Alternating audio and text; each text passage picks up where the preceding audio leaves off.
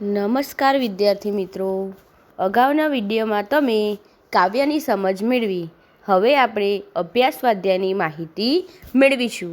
પહેલો પ્રશ્નમાં જોઈએ તો એક જગત એક લોક ऐसा कवि ने क्यों कहा है?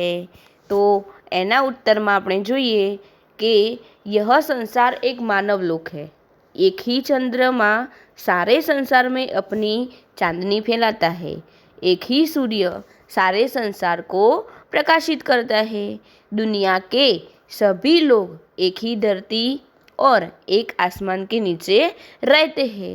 इस प्रकार प्रकृति के तत्व हम सब के लिए एक है, इसलिए कवि ने एक जगत एक लोक ऐसा कवि ने कहा है. बीजो प्रश्न एवं कह छे एक रक्त का अर्थ समझाइए. तो આપણે जानिए छे कि मनुष्य चाहे किसी भी देश, जाति और धर्म का हो, उसके रक्त का रंग लाल ही होता है. रक्त के रंग की समानता के साबित होता है कि पूरी मनुष्य जाति एक है. भले ही हमारे रूप रंग भिन्न हो, पर भीतर से हम सब एक है. हमारा धर्म क्या होना चाहिए? तो सबकी प्रगति हो, सबको न्याय मिले और मानवता की रक्षा हो, यही हमारा धर्म है.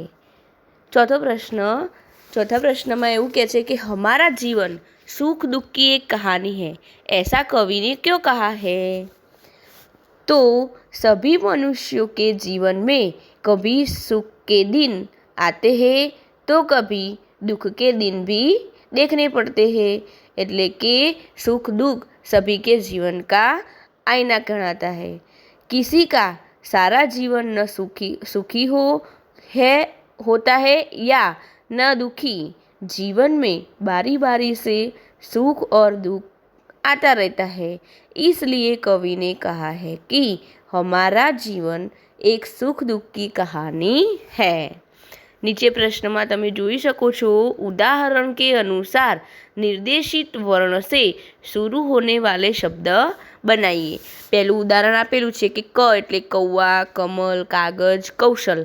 एवी रीते ग उपरथी गमे ते पण शब्द तमे लई शको छो. उदाहरण तरीके जोईए तो गणेश, गमला, गज, गीत एवा. पछी ग छे तो ग थी घर, घड़ी, घंटा, घटना. च एटले चरखा, चमचा, चरण, चट्टाई. म एटले महल, मकान, मक्खन न मोर. આવી રીતે કોઈ પણ મનગમતો શબ્દ તમે લઈ શકો છો. બીજું જોઈએ શબ્દ સારણી. શબ્દ સારણીમાં તમને મેં હાઇલાઇટ કરેલા શબ્દો શોધેલા છે. તમારે પણ ચોપડીમાં આ રીતે શબ્દો શોધી દેવાના.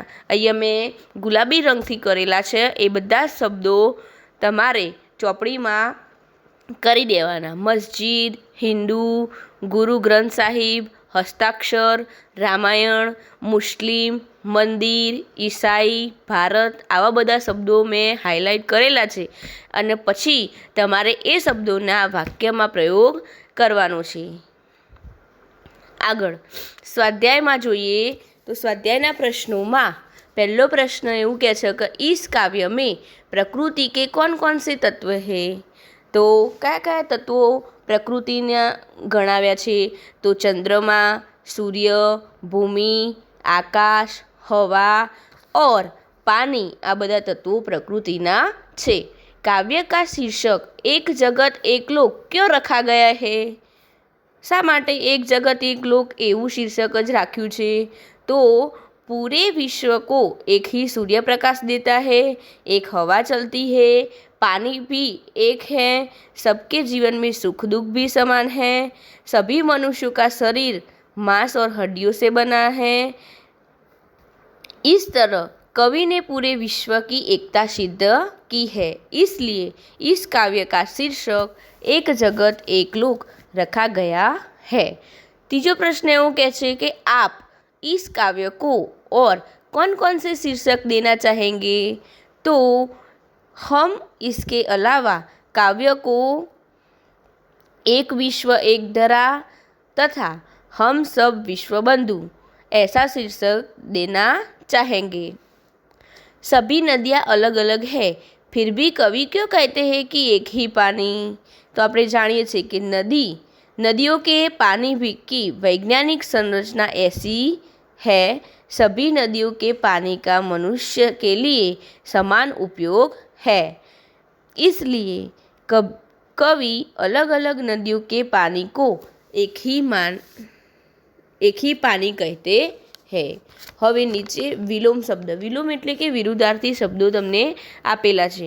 તો વિરુદ્ધાર્થી શબ્દોમાં મેં બાજુના ખાનામાં લખેલા છે કે તમને એક ઉદાહરણ આપેલું છે કે પાસ તો દૂર, તો એ અંદર રાઉન્ડમાં આપેલા શબ્દોમાંથી તમારે શોધી અને બાજુમાં લખવાના છે।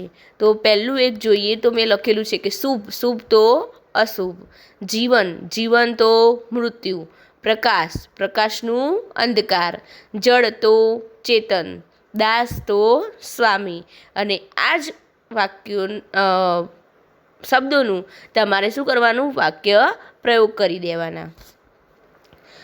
ત્રીજો પ્રશ્ન જોઈએ તો પ્રાસવાલે એટલે કે પાછળના શબ્દો સરખા હોય એ રીતે તમારે જોવાનું હોય અને નીચે તમને આપેલા છે એના સરખા શબ્દો હોય એ જોડે લાવવાના છે। તો અહીંયા એક ઉદાહરણ આપેલું છે કે આના જાના, તો એના જેવા બીજા શબ્દો જોવાના। સુનકર તો પડકર, મહેરબાન તો બાગબાન, શેઠાની જેઠાની, એવી રીતે તમારે સમાન પ્રાસવાળા શબ્દો બનાવવાના। પાંચમો પ્રશ્નમાં તમે જોઈ શકો છો સમાનાર્થી શબ્દ કોષ્ટક આપેલું છે અને એમાંથી નીચે તમને જે 5 શબ્દો આપેલા છે એ શબ્દોમાંના સમાનાર્થી એ કોષ્ટકમાંથી શોધીને લખવાના છે। બાજુમાં મેં પણ જવાબ લખેલા છે કે લોક, લોક તો શું થાય? વિશ્વ અને દુનિયા, તો વિશ્વ અને દુનિયા તમારે અંદર કોષ્ટકમાંથી શોધી અને એના ઉપર ગુંટી દેવાનું અને લખી દેવાનું નીચે। માન, માન એટલે સન્માન, પ્રતિષ્ઠા। પછી નિશાન, નિશાન તો ચિહ્ન, સંજ્ઞા। હાથ, હસ્ત પાણી, અંબર આકાશ, ગગન। તો દરેક વિદ્યાર્થી મિત્રો આ સ્વાધ્યાય પોતાની નોટમાં લખી દેવાનું છે।